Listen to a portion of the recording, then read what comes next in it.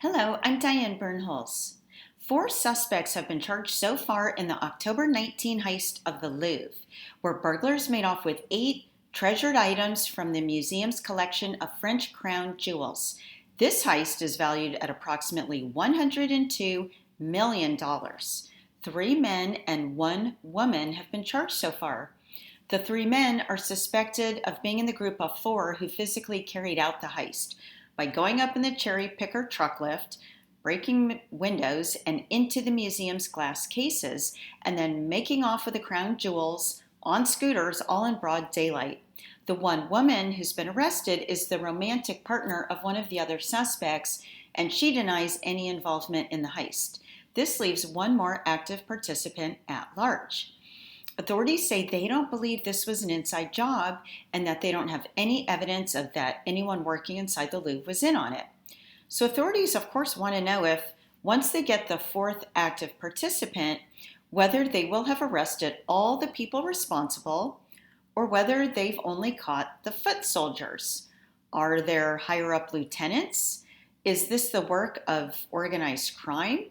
And is there a mastermind lurking in the background? So in answering these questions, I'm sure that authorities can't help but notice that this heist has a kind of duality to it. So on the one hand, the crime is extremely brazen and extremely well executed, which would suggest confidence and the work of experienced criminals, perhaps involved in organized crime. Because if it's your first burglary, you're probably not targeting the Louvre. And even if you are, you're probably not riding off on a scooter with over $100 million in gems. The theft itself had to have been meticulously planned, and it was committed very quickly in a matter of minutes. And yet, at the same time, these criminals were sloppy. They left their DNA behind on all sorts of items, including on a crown that they dropped during the getaway. They also left DNA behind on their burglary tools at the scene and on the truck lift, which they tried but failed to burn. Law enforcement also tracked down their getaway scooters, and they found DNA there too. All of this DNA is how the suspects were identified, tracked down, and arrested. At least some of them have criminal records, and their DNA is stored in a French database.